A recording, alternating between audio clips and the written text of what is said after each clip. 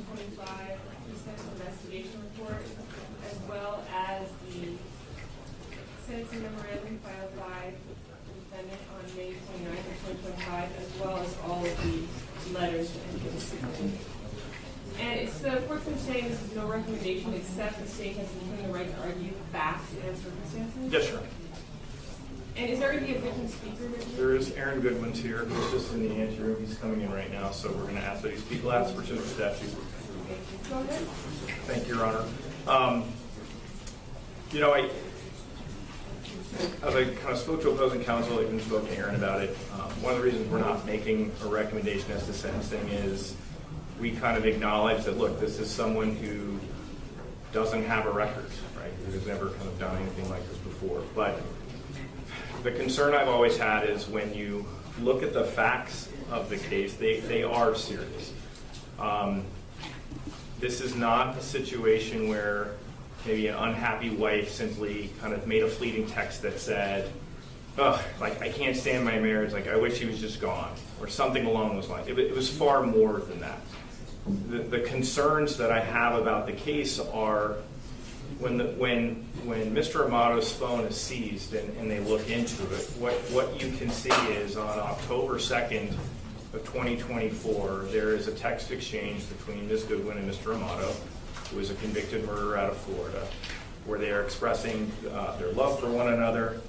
She is acknowledging that her husband would never accept a divorce. She says things like, "I'm so anxious, I just can't believe this is happening, like, what the F? How did I get to this point? Am I a bad person?" And when Mr. Amato asks, "Well, why do you say that?" And she's like, "Because I'm choosing to end his existence, not divorce." Those are very serious comments. When you couple that with, on that same date, she is relaying information that Mr. Goodwin was in Barstow, staying at a Best Western, provided him pictures of what he looked like, the car that he was driving, and that there's discussions that Mr. Amato's buddy named Gordo is going to take care of the situation. The facts become more serious. And even from those text messages that talk about setting aside, $11,000 for Gordo, and ultimately this investigation reveals about $60,000 is sent from Ms. Goodwin over to Mr. Amato, or associates of Mr. Amato. And I know the sentencing memo kind of talks about, well, maybe some of that was blackmail, but when you have the following day, you have Amato on that phone texting Gordo being like, "Hey, is it done yet? Has it been done?"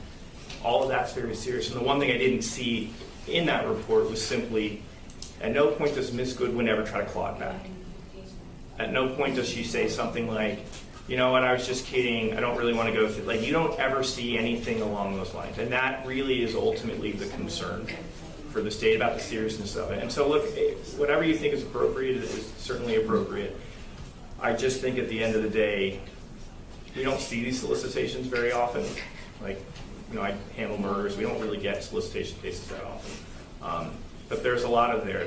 That's a lot of detail, a lot of locations, and a lot of money that I think elevates this to a certain level of consideration.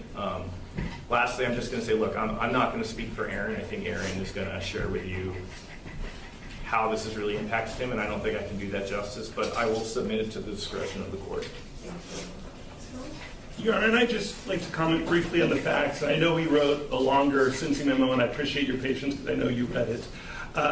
With regards to the facts, there is, to me, a clear line where Ms. Goodwin had abandoned the conspiracy. We may disagree, and I don't know if it will do with the state, whereas who initiated the idea of, the murder. But with Ms. Goodwin, it's clear that as of November, she had completely distanced herself from the group. She had moved on from it. There was very limited contact. She had nothing further to do. No efforts were made, and the phone exchange ends. I'd also comment, and I know we do in the sentencing memo, that neither Mr. Amato or Mr. Gordo, as we sit here, have ever been charged with a crime. So it's just Ms. Goodwin who sits here today, and as far as I know, there's no intention to ever file charges against either of those two individuals. I think it is clear that Ms. Goodwin, after the initial, payment, was being extorted. that she was threatened. There was a call to the police that was outlined in the sentencing memo, and that was the reason for the additional payments. It wasn't a continued, I want to keep paying more and more, we really got to make this happen. There was the initial payment, and after that, the circumstances had substantially changed. But as the state mentioned, and you look today, Ms. Goodwin is a person who prior to this had never been in any kind of trouble of any kind. She did what you would expect someone to do when they are arrested for something. She took full responsibility.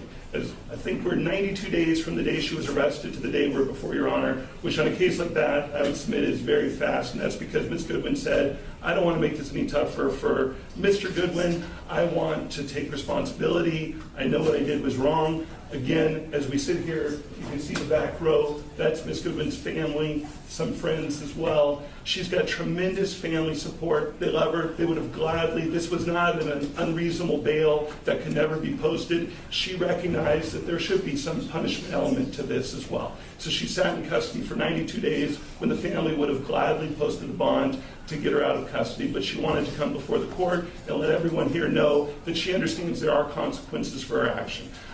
We would submit that she's an excellent candidate for probation. Many of those reasons are outlined in the sentencing memo. She's not going to reoffend. She's never been in trouble before. She's going to move. She has no need to have further contact with Mr. Goodwin. They don't have children in common. She's going to move. If she is given the opportunity of probation, she would immediately try to transfer out of state, live with her family, continue with her education.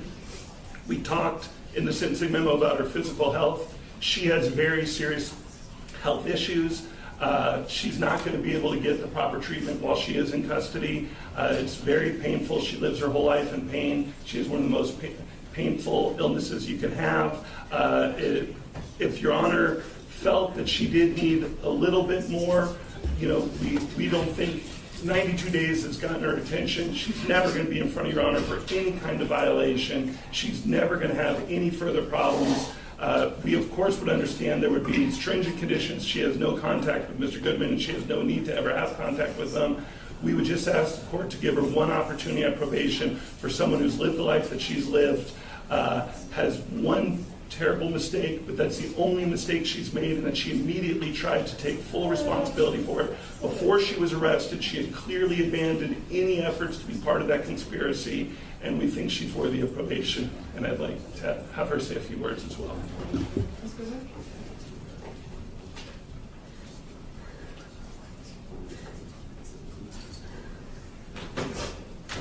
Firstly, and most importantly, I would like to apologize to Aaron. I'm so immensely sorry for the pain and anxiety I've caused you, and the betrayal you undoubtedly and rightfully feel by my actions.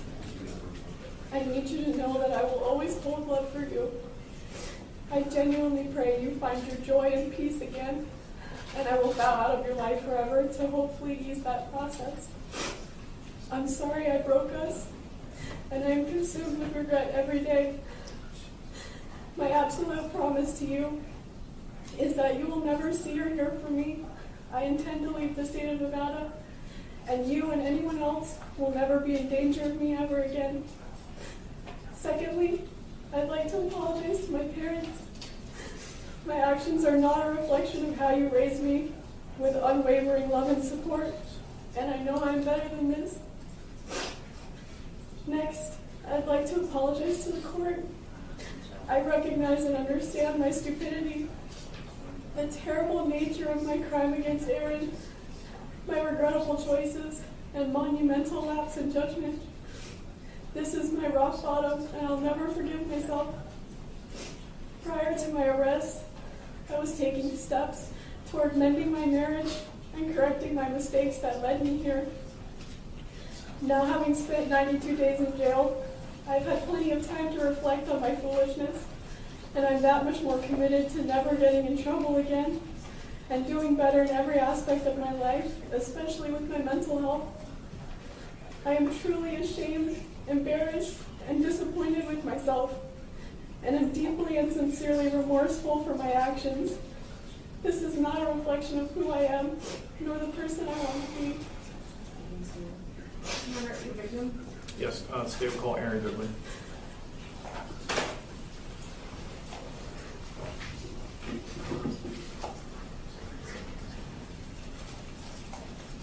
Madam Clerk will swear you in. Can you raise your hand? You do solemnly swear or affirm, under the pains and penalties of perjury, the testimony you're about to give in this action will be the truth, the whole truth, and nothing but the truth, so help you God? Yeah. Can you please state and spell your first and last name for the record? Aaron Goodwin, ARONGODWIN. Thank you, sir.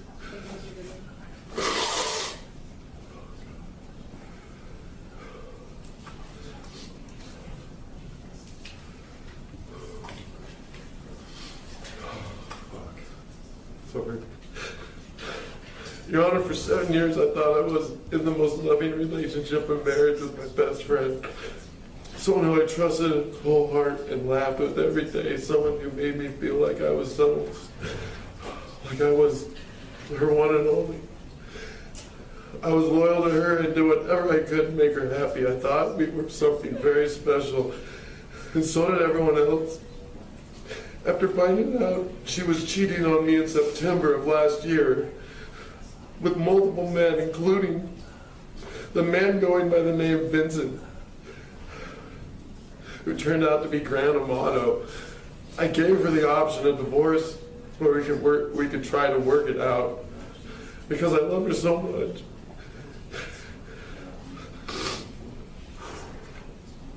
She felt so bad and I didn't want to lose me. Every day she made me feel more special, and she was so sorry.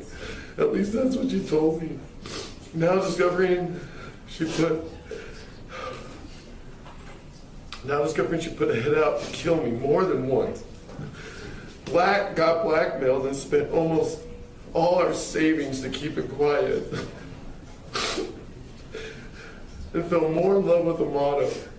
They even got spiritually married. And now I was called the first husband. They talked until she was arrested. And she sought his help to kill me. Sorry. This has led me to fear my life. I've hired armed security for weeks, not knowing it was over or not.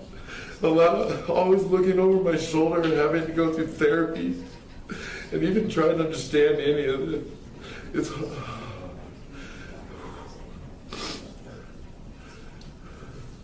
like a heartbreak no one should go through in life. I can't trust anything anymore. I cry every day. I feel so alone. She grew me into a person I never was. I will always wonder why. But worst of all, she lied to me every day.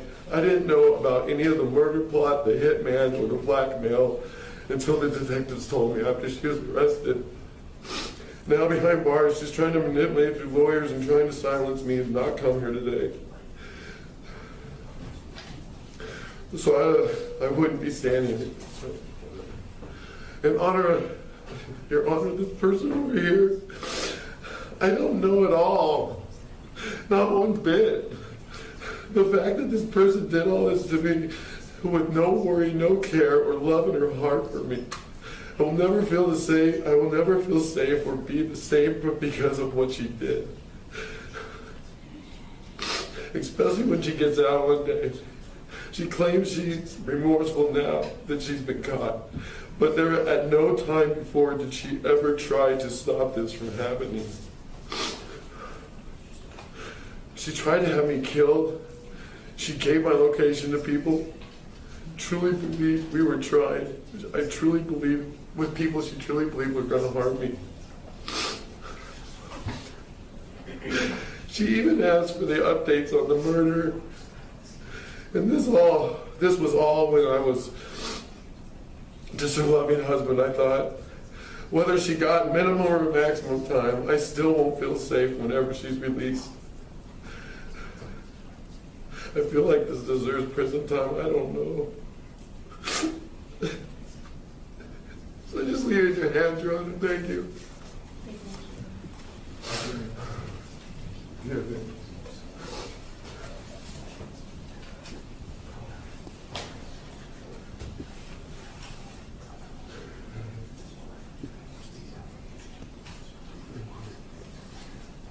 By virtue of your plea of guilty on April 22nd of 2025, in accordance with the laws of the state of Nevada, you're hereby judged guilty of the offense conspiracy to commit murder, category Bravo felony.